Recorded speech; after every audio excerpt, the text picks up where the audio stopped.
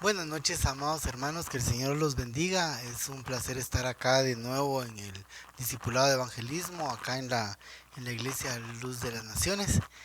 Eh, Hermanos, la semana pasada platicamos acerca de un tema bien interesante, que era economía y enseñanza, pero decidimos partirlo en dos para poder tener un poquito más de libertad y hablar de cada uno de los conceptos. Eh, Pues entonces ahorita, hermano, nos toca hablar de la enseñanza. Quisiera que usted me acompañara a Deuteronomio 6. En el versículo 5 dice: amarás al Señor tu Dios con todo tu corazón, con toda tu alma y con toda tu fuerza. Y estas palabras que yo te mando hoy estarán sobre tu corazón.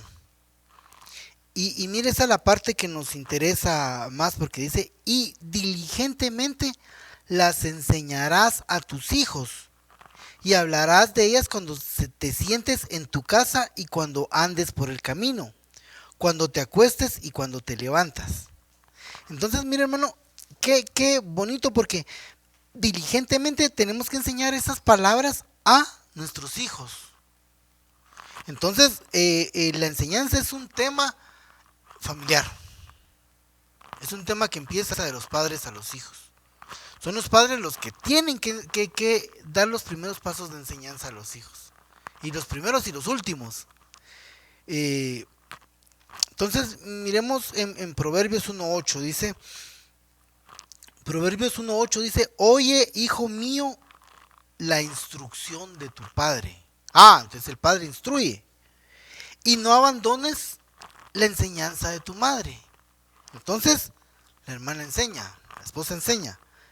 El padre instruye y la esposa enseña. Entonces, si el padre no instruye, si no hay papá, no hay quien instruya. Y si no hay mamá, no hay quien enseñe. Ahora, esto parece un poco así confuso, ¿verdad? Pero mire, cuando nosotros le ponemos la lupa a esta situación, y qué es lo que vamos a hacer, vamos a desglosar este texto.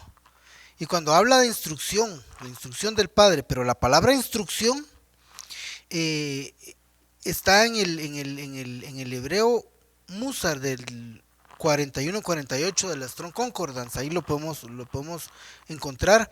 La palabra es Musar.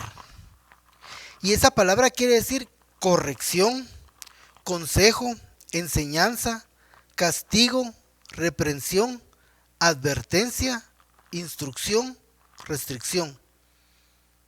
Entonces quiere decir que es el padre el que corrige, es el padre el que da consejo, es el padre el que enseña y es el padre el que castiga, que es el padre el que reprende y el que advierte. Entonces esa es la función del padre. Dice, oye, hijo mío, la corrección, el consejo, la enseñanza, el castigo, la reprensión, la advertencia, la instrucción y la restricción de tu padre. Todo eso encierra esta palabra, hermano. Claro que los que eh, transcriben la Biblia, ¿verdad? Eh, agarran solamente una de estas acepciones, porque en algunas versiones dirán el castigo, en otras dicen la enseñanza, en otras la instrucción, ¿verdad? Pero al abrir el Strong nos damos cuenta de todo lo que significa esta palabra. Y quiero ponerle un puntito especial a la palabra restricción. ¿Por qué? Porque es el padre quien pone los límites. Es el papá, no es la mamá, es el papá quien pone los límites. Es el papá quien dice, a tal hora están todos en casa. Es el papá quien dice, aquí no se habla eso, aquí no se oye eso, aquí no se mira eso, aquí no permitimos esto, no permitimos. Entonces el papá es el que pone los límites en la casa. Entonces, si el papá no pone los límites en la casa, no está haciendo bien su trabajo. Entonces, no hay quien escuche. Entonces, hay libertinaje en casa, hay problemas en casa. Entonces, eso está dirigido a los hijos, pero hermano, nos está lloviendo a los papás, nos está lloviendo fuerte. ¿Por qué? Porque tenemos que cumplir esa función en nuestra casa. Se la repito: corregir, aconsejar, enseñar, castigar, reprender, advertir, instruir, restringir, poner límites. Ese es el deber del papá.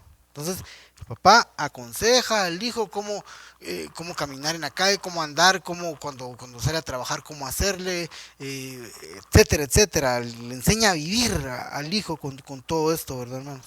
Lo castiga cuando tiene que castigarlo, cuando hace algo mal, cuando lo reprende. Y reprender es llamarle la atención seriamente, le advierte que si hace tal cosa le va a suceder esto otro. Ese es un deber de un padre, es lo que el padre tiene que hacer.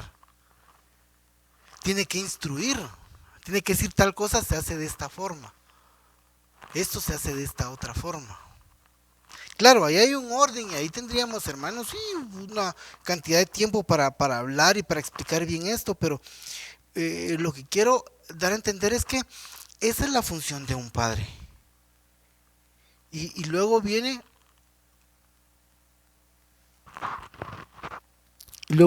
la enseñanza de la madre. Entonces la enseñanza la vemos en el Strong 8451. Y esa palabra enseñanza de tu madre, la palabra enseñanza es Torah, es la Torah, es la ley. Entonces, pues acá dice ley, leyes, enseñanza, dirección, instrucción. Entonces la mamá es la que enseña la ley a los hijos.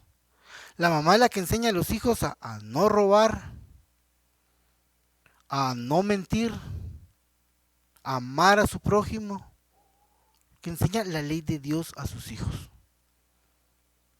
Entonces, si miramos, esa es la parte humanitaria, esa es la parte, la mamá, como ella es tierna, entonces ella enseña ternura, enseña amor, enseña a amar a los demás, a no hacerles daño, enseña la ley de Dios. ¿Y cuál es el mandamiento más grande? Preguntaron, ¿verdad? El mandamiento más grande es: amarás al Señor tu Dios con todo tu corazón, con todas tus fuerzas, con toda tu mente, y a tu prójimo como a ti mismo. Entonces, esa es la ley más grande. Y esa ley la tiene que enseñar la mamá. Amar a Dios sobre todas las cosas y amar a su prójimo. Y amarse a sí mismo. Entonces, mire qué bonito. Tal vez al papá le toca un poquito duro, ¿verdad? Castigar, reprender.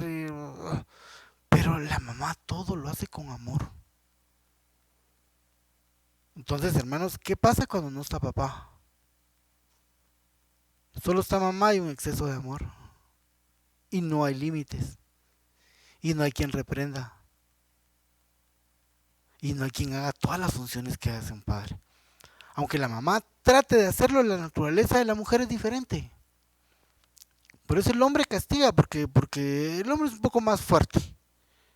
Por eso la Biblia dice que las mujeres son un vaso más débil, ¿verdad? Porque el hombre es un poquitito más fuerte en cuanto a carácter y algunas otras cuestiones. Entonces las funciones que la madre quiere hacer del padre no le salen bien. Y si un padre quiere hacer las funciones de la madre, va a ser muy tosco, no va a tener esa situación tan especial que tienen las hermanas, las mujeres, ¿verdad? Entonces, de ahí, pues el hecho de que mamá y papá tienen que colaborar con los hijos. Mamá y papá tienen que hacer su función para que un matrimonio, para que la enseñanza de los hijos sea una buena enseñanza. Entonces, mire, segunda de Timoteo 1:5 nos habla y nos dice: porque tengo presente la fe sincera que hay en ti, la cual habitó primero en tu abuela Loida y en tu madre Eunice, y estoy seguro que en ti también. Entonces, mire, la fe sincera, Timoteo Pablo aducía que Timoteo tenía una fe sincera porque la tenía su abuela y la tenía su mamá. Entonces venían de bendición en bendición. Entonces la abuela Loida le enseñó a la madre Eunice y Eunice le enseñó a Timoteo la fe sincera. Entonces, hermanos, nosotros tenemos que enseñar la fe sincera. Entonces, mire, entre los mandamientos, ¿verdad? Dice, yo soy Jehová tu Dios, un Dios grande y terrible que visito la maldad de los padres sobre los hijos hasta la tercera y cuarta generación de los que me aborrecen. Desde aquí nos habla, hermanos, de que lo que hizo, vamos a ver, hijos, padres, abuelos, bisabuelos, lo que hicieron los bisabuelos afecta a los hijos. Sí, pasando por todas las generaciones. Entonces, el Señor visita la maldad de esas generaciones. Quiere decir que ellos nos van trasladando a nosotros. A las generaciones que vienen, venimos acarreando lo de la generación anterior. Sea bueno o sea malo. Porque en Deuteronomio 20 nos habla de los que le aborrecen, de cosas malas, pero aquí nos está hablando de una fe sincera que se trajo por medio de la familia. Entonces lo que nosotros actuemos va a ser en beneficio de nuestra familia. Ahora, mire, para cerrar este círculo precioso, vamos a leer Juan 5:19. Juan 5:19 dice, respondió entonces Jesús y les dijo, de cierto os digo, no puede el Hijo hacer nada por sí mismo, sino lo que ve hacerle al Padre, porque todo lo que el Padre hace, también lo hace el Hijo igualmente. Entonces, hermanos, aquí el Señor nos está poniendo un parámetro y esa es una ley grandísima. Porque Él no venía a hacer lo que quería, sino que lo que vio hacer del Padre, eso venía a hacer él acá. ¿Y qué veía hacer él del Padre? Veía hacer misericordia y Él vino a dar misericordia. Amor, Dios es amor y Él vino a darnos amor.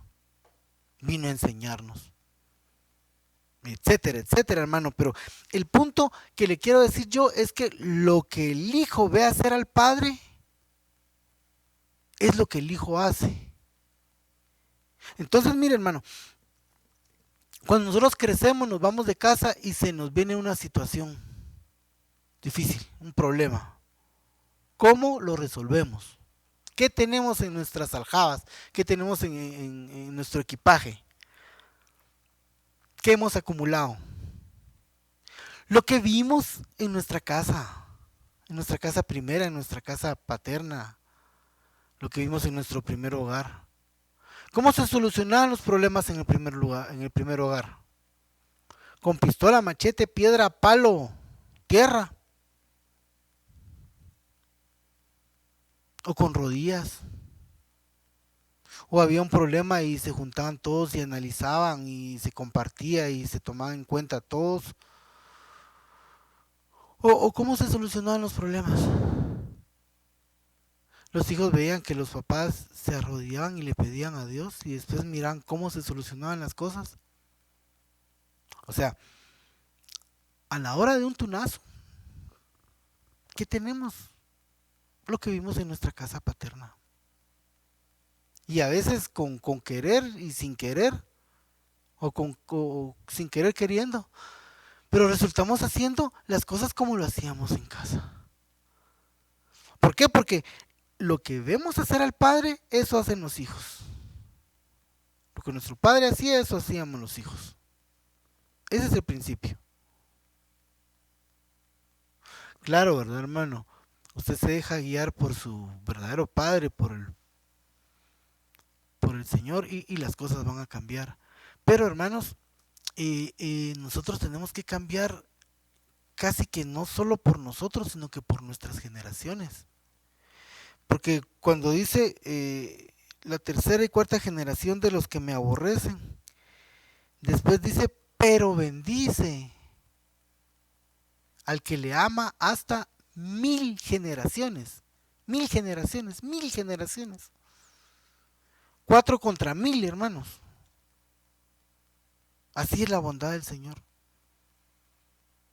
Entonces, ¿qué herencia vamos a dejar nosotros? ¿No le gustaría dejar una herencia a 1000 generaciones? De bendición de Jehová, de bendición de Dios. Por eso nosotros decimos, ¿por qué al Señor de aquí a la vuelta le va tan bien y al de la esquina todo le queda, pero ¿qué pasa ahí? Si los dos se esfuerzan, ¿qué pasa ahí? Hermano, uno estará entre sus 4 generaciones y el otro entre sus 1000 generaciones. Tiene la bendición de Dios. Entonces, a usted que no tiene a Cristo en su corazón, eso es lo que el Señor le ofrece. 1000 generaciones de bendición. Pero usted va por sus 4 generaciones duras. Y usted que tiene al Señor en su corazón, entonces sabe perfectamente que el actuar usted, hay quienes lo están viendo. Perdón, y yo decía hace poquito, la palabra es espada de doble filo, ¿no? Y el doble filo quiere decir que tenía filo para adelante y filo para atrás. Entonces cuando yo meto la espada, no solamente penetra en el que le estoy hablando, sino que el doble filo viene y me penetra a mí. Entonces, mire, realmente el predicar es una responsabilidad grandísima. Y así como a usted le está entrando la espada, también a mí. Pero la bendición es, hermano, que si nosotros ponemos nuestros caminos en el Señor nos arregla nuestras sendas, ¿verdad?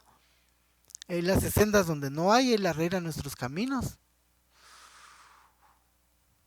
¿Para qué? Para que sea bendición para nuestros hijos, sí, pero para nuestros nietos y los bisnietos y tataranietos y las otras 994, 96 generaciones atrás. Dígame si no vale la pena. Dígame si no es una bendición, si nuestros antepasados se hubieran humillado a los pies del Señor, si lo hubieran amado. Hermano, el mundo sería otro. Pero ahora tenemos la oportunidad de corregir el asunto. Ahora, viene un tema especial, hermanos, y es que ¿quién enseña a nuestros hijos? Adán pecó. Adán pecó y cuando el Señor regresó al huerto se escondió. ¿Y dónde estás, Adán? Estoy escondido. ¿Y quién te enseñó? Que estoy desnudo. ¿Quién te enseñó? Y esa palabra repercute ahora en nosotros. ¿Quién nos enseña? ¿Quién enseña a nuestros hijos? ¿Quién? ¿Quién enseña a tu hijo? Entonces, mire, tengo una lista acá macabra. La escuela que está así reservada para despuesito, pero dice la televisión, el teléfono celular o tablet, los videojuegos, el internet que pues abarca las redes sociales o en la esquina. ¿Quién te enseña? La televisión. 10.000 escenas de violencia anuales mira a un niño en la edad comprendida entre 6 y 10 años. 10.000 escenas. Y yo creo que ahora ya me quedo corto porque la estadística no va a estar muy buena. Ha de haber cambiado ya, ¿verdad, hermano? Según las horas que miren los niños. Entonces de eso se está alimentando su alma. De eso se está alimentando.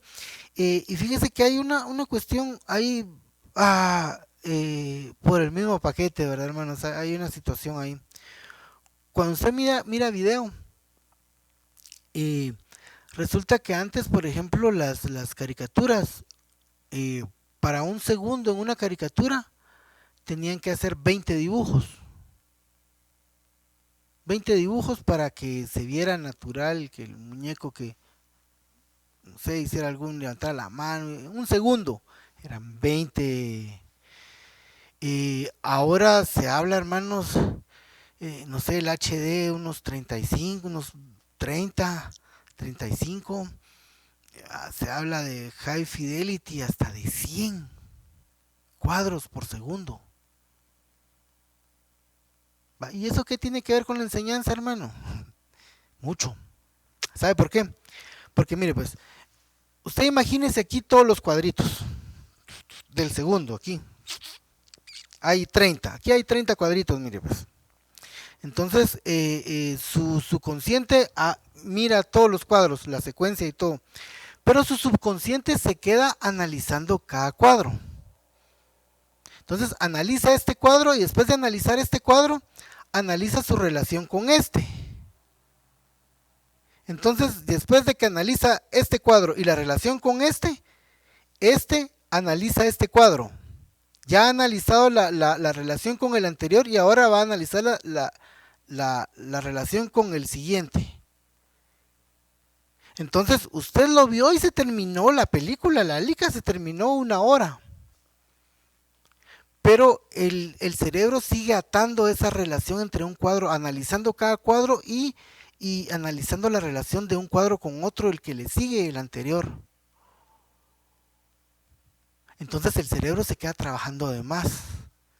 Entonces 1 hora de televisión equivale más o menos a 6 horas de desconcentración en su cerebro.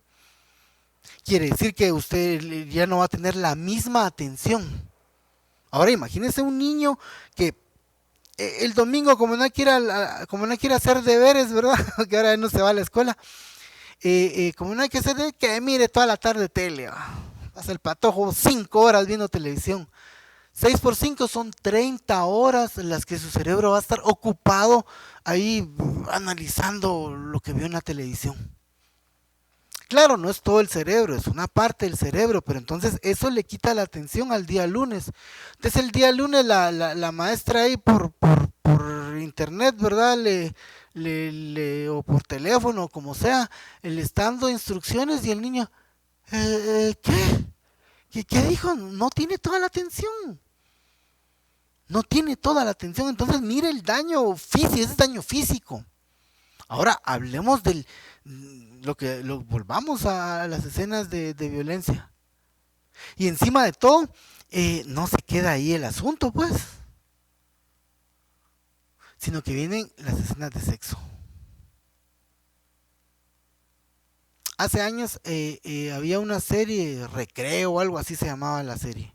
Mis hijos eran más o menos entre niños y adolescentes, les gustaba ver esa serie. Pero entre los profesores había un profesor que era gay.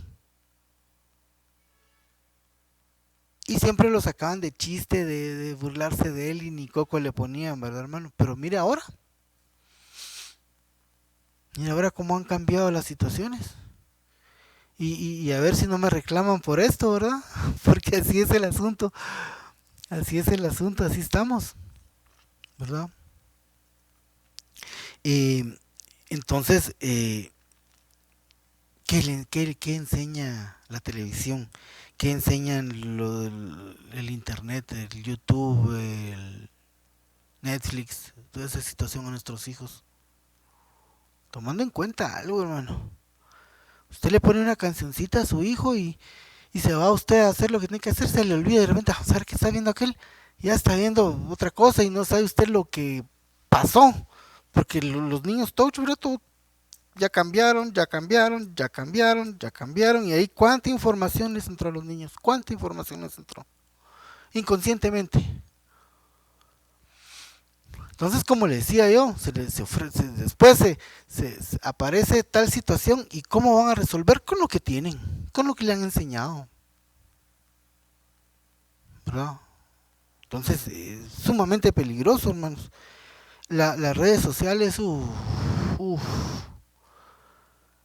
eh, hablábamos de la primavera árabe, ¿verdad? Hace unos días.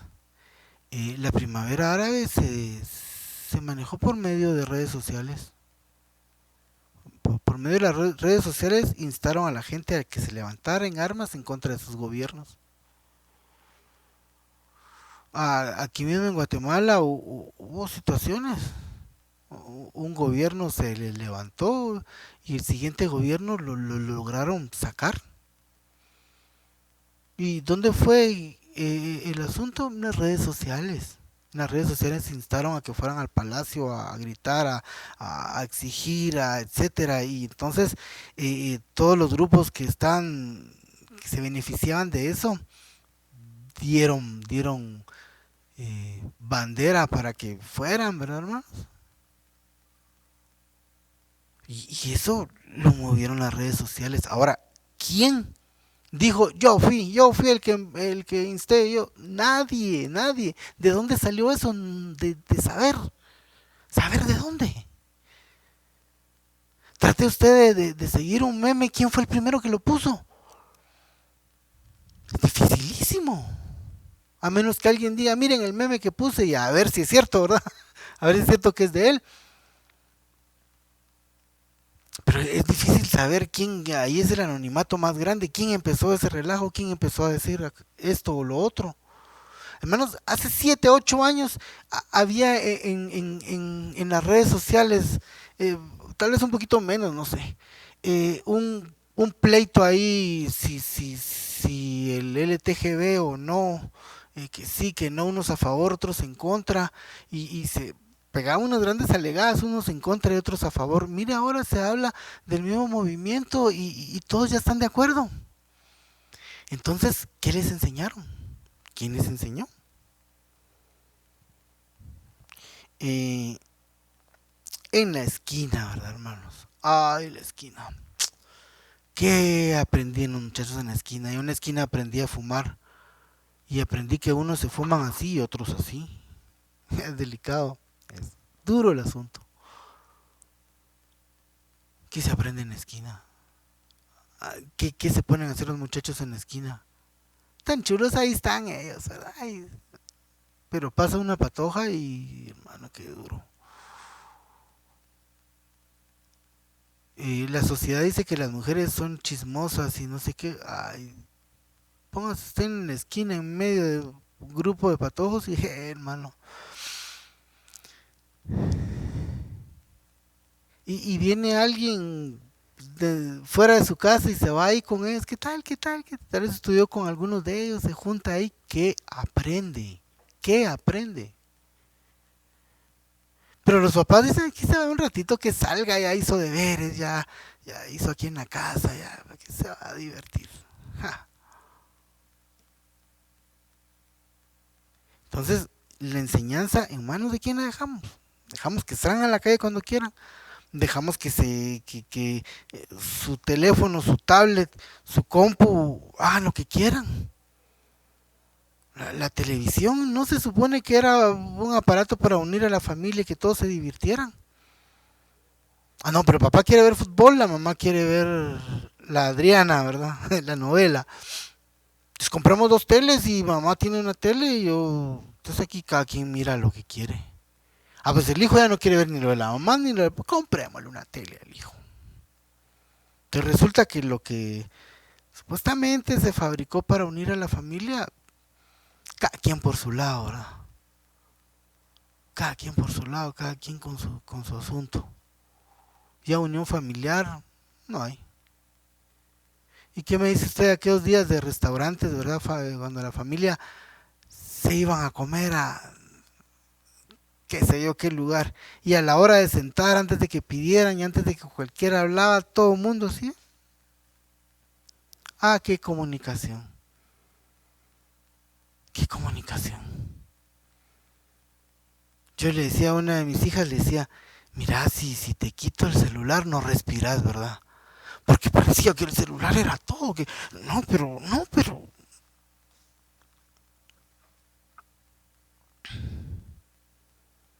Entonces dejamos que esa enseñanza preciosa de compartir en la mesa, de platicar, de contar cosas.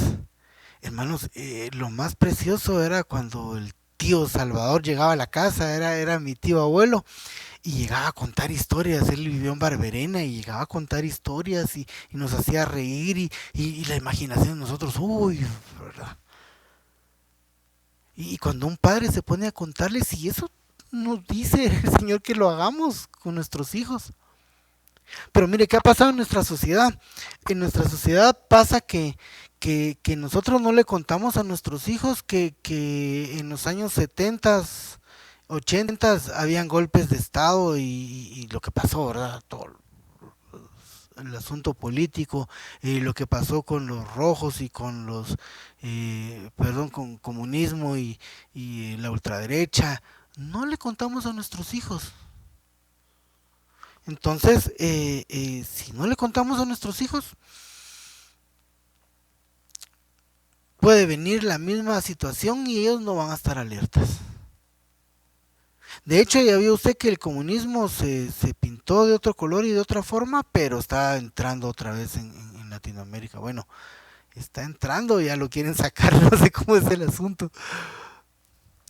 ¿Verdad? Así de fuerte es el asunto. Entonces, si nosotros dejamos todo eso a otra gente, ¿qué van a aprender nuestros hijos? Por eso hay gente que desconoce a sus hijos. Mi hijo no es capaz de hacer. ¿Cómo mi hijo es capaz de hacer eso? Que lo tienen preso, si él aquí, si él allá, si es lindo, porque usted no le ha enseñado todo lo que sabe, porque él lo que sabe lo aprendió en las redes sociales, en la televisión, en su tablet, en la esquina, en la escuela, porque usted no le enseñó. Ahora dijimos, hermanos, que el tema de la escuela lo íbamos a dejar para de último, ¿verdad? Eh, y nos topamos con el sistema de Babilonia. Babilonia quiere decir confusión. Primera de Pedro 2:5 dice, también vosotros como piedras vivas, sed edificados como casa espiritual, para un sacerdocio santo, para ofrecer sacrificios espirituales aceptables a Dios por medio de Jesucristo. Entonces, nosotros somos como piedras vivas, pero vamos a ser edificados como casa espiritual, para un sacerdocio santo, para ofrecer sacrificios aceptables a Dios por medio de Cristo. Pero el Señor nos ve como piedras vivas, y el Señor en muchas ocasiones nos vio como piedras. Entonces, fíjese, hermano, hermana, que vamos a tomar la figura de David. La figura de David con el Señor Jesucristo, ¿verdad? Como una sombra, como una enseñanza dentro de la Biblia de lo que iba a ser el Señor Jesucristo. Entonces dice que David fue al río y recogió 5 piedras. Y escogió entre las más lisas. Ahora, ¿por qué las más lisas? ¿Por qué las más redonditas? Porque, mire, las piedras pueden tener cualquier forma. Cualquier forma. Pero él fue al río a recoger piedras lisas. Sucede que en el río, por X y razón, se rompe una piedra, cae un pedazo. Y ese pedazo, con la corriente lo lleva y lo lleva más allá. Pero cada vez que va, es un golpe para la piedra. Y entonces todas las aristas van, hermano, quebrándose. Y entonces empieza a tomar forma. Entonces David escogió las piedras más lisas, las más redonditas. ¿Por qué? Porque a la hora de tirar con la onda la piedra iba a girar sobre su eje, lo más redondo, lo más posible, ¿verdad? Y iba a dar donde David quería. Ahora si él agarra una piedra que tiene aristas, que está toda desbalanceada, cuando él la tire va a haber un lado que pese más, entonces cuando da la vuelta toma otra dirección porque la piedra tiene otro peso, otro balance. Entonces mire pues, tomando la figura, ¿verdad? Jesucristo nos toma como piedras para lanzarnos, para hacer lo que Él quiere que nosotros hagamos. Pero para eso, hermanos, nosotros tenemos que ser piedras lisas. tenemos que irnos golpeando, tienen que irnos formando, tienen que irnos alisando, quitándonos todo lo que nos estorba para que le sirvamos al Señor. Entonces, mire hasta dónde va el asunto de las piedras. Porque entonces quiere decir que nosotros tenemos una preparación diferente el uno de la otra, porque ninguna piedra era igual. Porque ¿por qué las escogió David entonces? Porque había muchas de muchos tipos. Entonces él escogió algunas, porque no todas eran iguales. Porque cada quien tenía su propia historia, de dónde venía, cómo llegó aquí, cómo se golpeó, cómo se partió, cómo le quitaron esto, cómo le quitaron lo otro. Cada una diferente. Cada una era totalmente diferente. Pero ¿qué tiene que ver, hermano, las piedras con la enseñanza? Mire pues, Génesis 11:1 dice: toda la tierra hablaba la misma lengua y las mismas palabras. Y aconteció que según iban hacia el oriente, hallaron una llanura en la tierra de Sinar y se establecieron ahí. Y se dijeron unos a otros: vamos, fabriquémonos ladrillos y cosámoslos bien. Y usaron ladrillo en lugar de piedra. Otras versiones dicen: y cambiaron las piedras por ladrillos y el asfalto por mezcla. Y dijeron: vamos, edifiquémonos una ciudad y una torre, cuya cúspide llegue hasta los cielos, y hagámonos un nombre famoso, para que no seamos dispersados sobre la faz de toda la tierra. Entonces, hermanos, cambiaron, y ese es el sistema de Babilonia, que cambia las piedras vivas por ladrillos. ¿Para qué? Para hacerse un nombre grande, para que no sean dispersados sobre la tierra, para hacerse famosos, ¿verdad? Para construir una ciudad, para construir una torre, para su beneficio, para todo lo que les conviene. Entonces, el asunto está fuerte, hermano. ¿Por qué? Porque el sistema de Babilonia pretende que ya no seamos piedras, sino que seamos ladrillos. Ahora analizamos cómo son las piedras.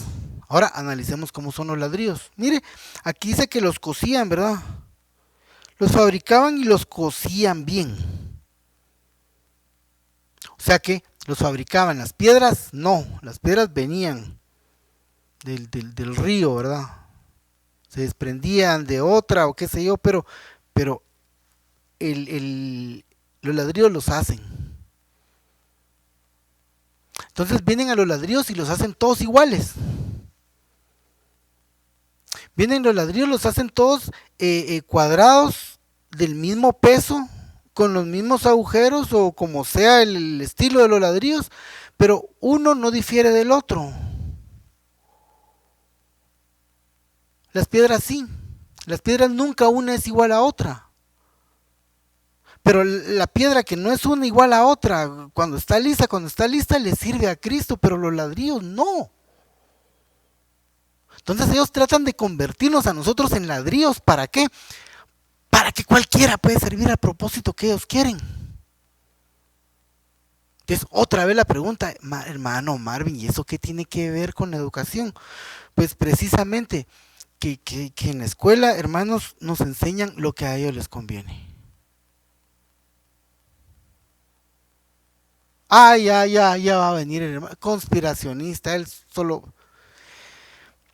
Pero mire, hermano, lamentablemente así es el asunto. Fíjese que hace muchos años salió una película donde había unos niños, los mudaron al campo, pero resulta ser que los pusieron cerca de un ¿cómo se llama? Nazi, ¿cómo se llama? Un regimiento nazi. Ahí tenían a los judíos. Entonces, hermano, resulta que el niño se escapa y va a dar ahí con los judíos, y se hace amigo de un niño. Por eso se llama la película, se llama El niño de pijama de rayas, porque es una pijama de rayas, porque así vestían a a los presos, ¿verdad? Pero a este niño no le gustaba, él le gustaban sus cuentos y sus libros. Entonces a él y a la hermana mayor les los pusieron a estudiar, les mandaron a un señor que les enseñara, que fuera su maestro, su tutor. Entonces él empezó a enseñar a la niña, pero este niño no se dejaba. Este niño hacía micos y pericos para no ponerle atención y él cuando podía se iba y se iba a leer sus libros. Entonces, ¿qué resulta? ¿Qué le quiero decir con todo esto? Resulta que este niño no recibió la instrucción de lo que le estaban enseñando, de lo que el papá había ordenado al otro que trajera y que le enseñaran a sus hijos. Pero la muchacha sí. Entonces al final de la película se ve la diferencia. ¿Por qué? Porque él se hizo niño de un niño judío. Pero la muchacha, ella sí oyó toda la instrucción, ella sí siguió toda la enseñanza y todo lo que le enseñaron fue pensamientos nazis. Entonces ella paró odiando a los judíos y con las ideas nazis y con todo el asunto, el niño no. ¿Por qué? Porque ella aprendió, porque a ella le enseñaron, el niño no se dejó enseñar. Entonces, ¿qué es lo que le digo? Que muchas de nuestras creencias y mucho de lo que nosotros aprendemos es lo que ellos quieren que aprendamos. Yo no digo que todo sea malo, no, sumar es bueno, aprender a poner comas, tildes es magnífico, pues aprender física, química, hermano, no todo es malo, pero dentro de todo lo malo ellos nos enseñan lo que quieren. ¿Por qué no le enseñan a usted a ser un emprendedor, por ejemplo? Porque a usted lo están enseñando a que usted sea un trabajador. ¿Por qué? Porque a ellos les conviene que hayan más trabajadores que emprendedores. Y es un ejemplo sutil. ¿Por qué, hermanos? Porque yo me topé con un manual, hermanos. Había un manual de ¿cómo se llama? De sexualidad para niños menores de 5 años. Para kinder y prekinder, decía el asunto. Fíjese, un manual de enseñanza de sexualidad para niños de 5 o 6 años. Pero me topé con que había otro manual parecido, pero el manual no decía de enseñanza sexual, ¿verdad? Sino que el manual decía de preferencia sexual para niños de kinder y de prekinder. Entonces, perdón, pero ¿qué le quieren enseñar a nuestros hijos? ¿Qué le quieren enseñar a nuestros hijos? ¿Babilonia los quiere volver ladrillos? Para todos los propósitos que Babilonia quiere hacer con la humanidad. Aquí hay una pelea, hermanos, coronavirus, la vacuna sí, vacuna no, vacuna sí, vacuna no, que ahí van a entrar los nano, no sé qué, y que nos van a hacer, y que, bueno, y que la vacuna sí, porque entonces ya podemos salir y ser como antes, y bueno, hay un debacle ahí, hermanos, si vacuna sí, vacuna no. Pero la verdad es que nos están ahorillando y nos están llevando a la situación de que querramos, de que exijamos, de que creamos que la vacuna es una gran bendición. Nos están enseñando lo que quieren, nos están llevando hacia donde ellos quieren. Nos quieren volver ladrillos. Ladrillos todos iguales, los ladrillos sirven todo para lo mismo, los ladrillos son planos, los ladrillos, no hay ningún ladrillo que se salga y que exija, y si no, lo cortan y lo ponen en una esquina ahí. O lo agarran y lo hacen trocito y lo ponen de cuñas, qué sé yo, hermano, pero los ladrillos no dan problema, las piedras sí. Para los propósitos de ellos, los ladrillos. Entonces, mire hermano, yo les voy a leer una noticia. Yo no estoy diciendo si esta noticia es cierta o no, ¿verdad? Pero uh, yo la leo y usted lo analiza, hermano. Está en markvidal.net, si usted lo quiere revisar. Ahí está markvidal.net. Entonces dice que en el 2020 dice todos los artículos científicos financiados por fondos públicos publicados en Europa podrían tener acceso gratuito bajo una reforma ordenada por la Unión Europea en el 2022. La atmósfera de la Tierra o de la Luna se verán como se ve un paisaje en Soria, dice. Soria debe ser algún lugar, ¿verdad, hermano? Dice, muy pronto los niños se pondrán gafas de realidad virtual y realmente verán aquello que estudian. Entonces imagínense a un niño, eso está hablando él para muy pronto. Hoy mencioné el año 22, ese es el futuro de la enseñanza. Entonces dice, se pondrán gafas y podrán ver aquello que están estudiando. Entonces van a estudiar geografía. Entonces miren, esta es Suiza. Ponen sus lentes virtuales y les enseñan el mapa de Suiza. Y esa es la capital de Suiza. Entonces se van y entonces ponen los edificios de Suiza, cómo es la capital, cómo es... ¿verdad? Y esta es tal cosa, el puente, no sé qué famoso, y los niños van a ver el puente. Entonces, imagínense ese nivel. Imagínense ese nivel. Y eso se oye lindo, se oye precioso. Fue en la clase de geografía, pero en la clase de orientación sexual, ¿cómo va a ser el asunto? Entonces, mire, vamos a seguir leyendo. Dice, experimentarán cosas en el mundo virtual. Aseguran los expertos que en el 2025, en el 2025, la realidad virtual y la realidad aumentada aumentarán el aprendizaje remoto. Y como resultado, las aulas comenzarán a desaparecer. Dice en el 2020, en el 2026, dice, en apenas 8 años, ¿verdad? Tendremos, bueno, esto debe haber sido en el 90, en el 2018, ¿verdad? El artículo, pero dice, aquí son 6 años. Dice, tendremos un mundo con acceso a internet global y absoluto. Viviremos en la internet del todo y muchas instituciones continuarán poniendo a disposición de la humanidad su contenido. El conocimiento no tendrá ningún tipo de barrera y se compartirá utilizando la tecnología sensitiva. En el 2030, dice, los cerebros humanos se conectarán a la nube. La capacidad de respaldar nuestros pensamientos y recuerdos utilizando computadoras aumentará drásticamente nuestro potencial de aprendizaje. Todo esto será posible a través de nanorobots en los denominados capilares que hay en nuestros cerebros. Entonces, miren, hermanos, este asunto va a meter tecnología nanorobótica dentro de nuestro cerebro. Dice, acá dice, las clases como las conocemos van a desaparecer porque no va a haber motivo de qué.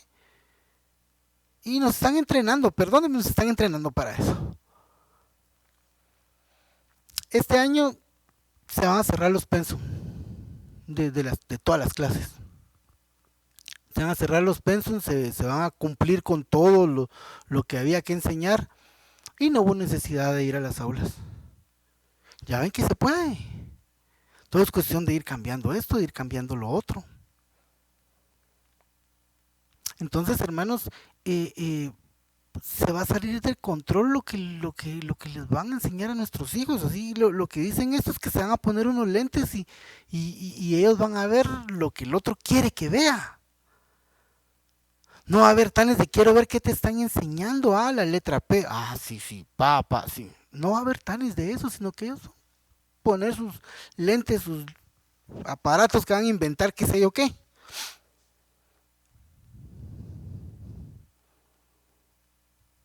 Entonces, hermanos, nos están convirtiendo en ladrillos. Fíjese que dentro de mi generación, ¿verdad? Los X, nos costó entrarle a la compu, nos costó un poquito, pero le entramos. La generación anterior, hermano, se resistía a la compu.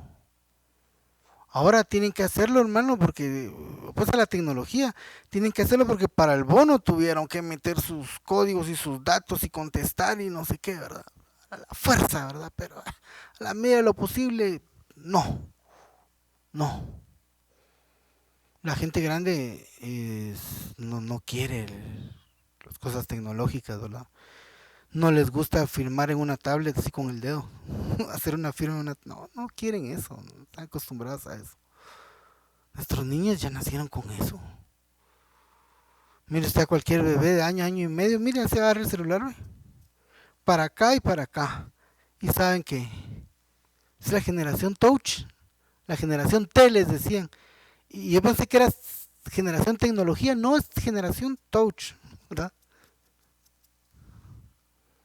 Entonces ya los van adecuando a eso, ya los van tirando a eso. Entonces, ¿qué sucede, hermanos? Sucede que si usted no hace su parte, si usted no enseña la Biblia, si usted no enseña las cosas correctas respecto al Señor, entonces nuestros hijos no van a tener opción y van a tomar como cierto todo lo que se les diga. Estar en los 70s, 80s y parte de los 90s en la Universidad de San Carlos, hermano, era que usted lo volvieran comunista. Todo el mundo lo bombardeaba con ideas comunistas. Todo el mundo lo bombardeaba y salía uno, sí, el pueblo unido y hacerse las huelgas, sí, que los sindicatos, que... Eso lo están educando, eso lo estaban enseñando. ¿Y por qué lo aceptábamos? Porque lamentablemente nuestros padres no se tomaron la molestia de enseñarnos lo que deberían de habernos enseñado. Hay muchas cosas que sí, hermano. Yo me subo a un bus y muy cansado voy, pero de repente se sube una mujer embarazada y se pone a la par mía. Yo no puedo estar tranquilo, hermano. Yo me paro y le cedo el lugar, no puedo estar tranquilo, pero a mí eso me enseñaron. A los muchachos de hoy en día, perdón, no. Usted va en la banqueta y se va a topar con un muchacho. A mí me enseñaron a tu izquierda, perdón, no, ¿qué era? A tu derecha era. A tu derecha. Vienen dos, se van a topar, los dos a la derecha y pasan. Me enseñaron eso. Pero ahora unos ahí bailando el son o no sé qué, para acá, para acá, y no se dejan pasar. Ay, esas son cosas simples, hermanos.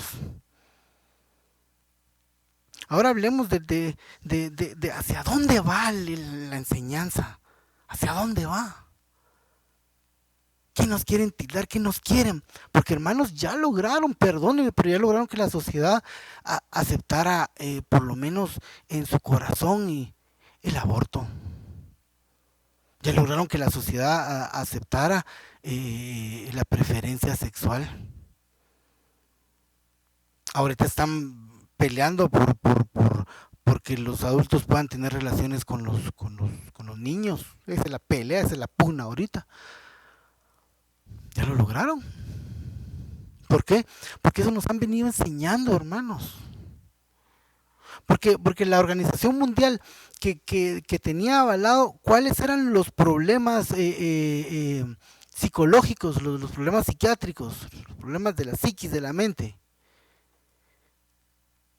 pelearon contra ellos para quitar el homosexualismo.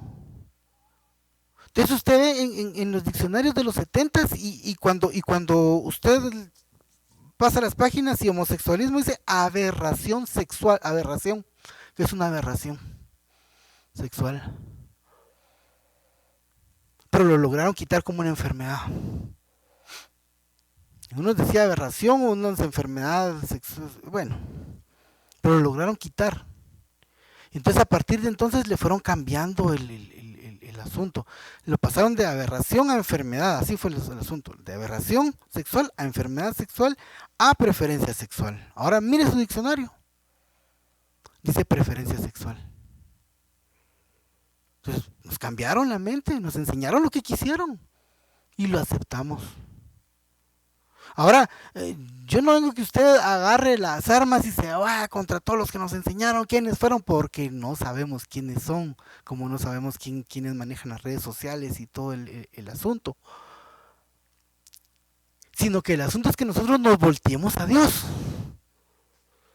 que nosotros nos volquemos al Señor, que nosotros enseñemos lo que está escrito en la Biblia, porque es nuestro manual, porque si nos salimos de ahí nos va mal.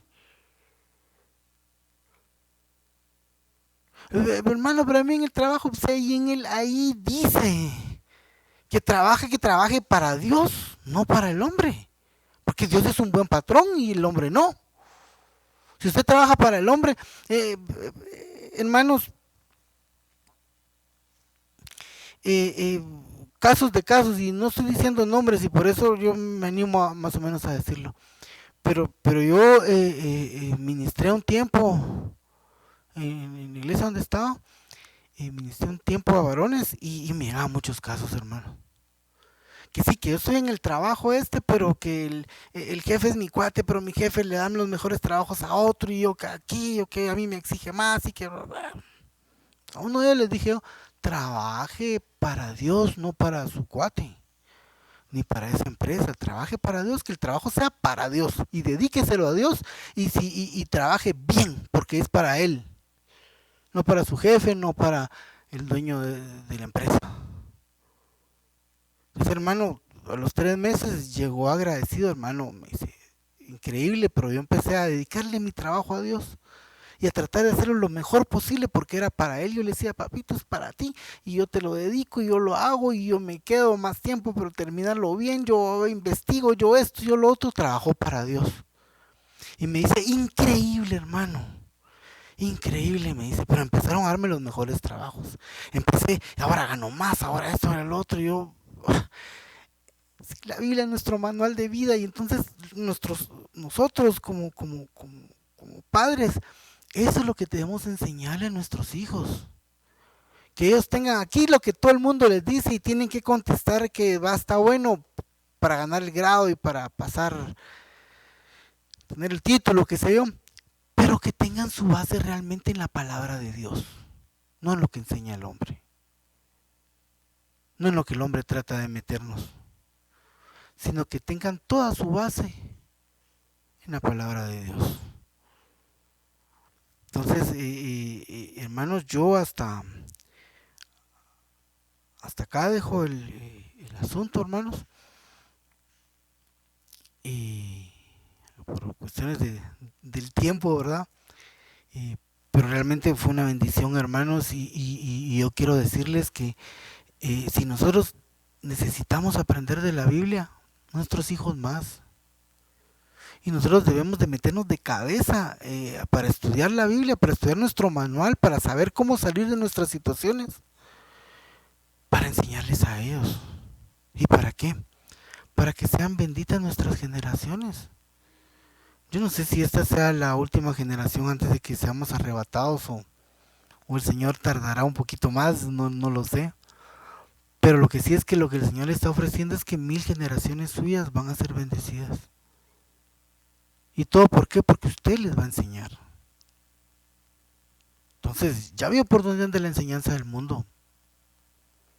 No permitamos que nuestros hijos vayan en pos de eso, sino enseñémosle la palabra día y noche, al levantarse, al acostarse. Y esa es la bendición que traigo de parte del Señor. Que nos metamos a aprender realmente de Él, no de las corrientes del mundo, porque hay sabiduría diabólica. Hay sabiduría del mundo diabólica y sabiduría de Dios. Metámonos con la sabiduría de Dios. Así es que, hermanos, vamos a orar para dar por terminado este discipulado. Bendito y amado Padre de la Gloria, en el nombre poderoso y bendito de Jesús, yo te pido, bendito y amado Padre, que nos ayudes a desaprender todo aquello que no nos funciona, todo aquello que no viene de parte tuya, bendito y amado Señor. Y que en tu lugar tú nos abras las escrituras, que en tu lugar tú nos des entendimiento, Que en su lugar, bendito y amado Padre Celestial, tú nos expliques, bendito y a tu Santo y bendito Espíritu nos explique cada paso que debemos de dar, bendito y amado Señor. Que la Biblia sea nuestro manual, bendito y amado Señor. Y que nosotros podamos a nuestras generaciones enseñarles de tu amor, de tu verdad, de tu justicia. Y no lo que les enseña el mundo, bendito y amado Padre. Que podamos tomar del mundo lo que necesitamos para estar en este mundo, pero que podamos tomar de ti, bendito y amado Señor, todo lo que necesitamos para tener vida eterna, Padre Santo. Te lo rogamos, bendito y amado Señor, en el nombre poderoso y bendito de Jesús. Que el Señor les bendiga, que el Señor les guarde. Gloria a Dios.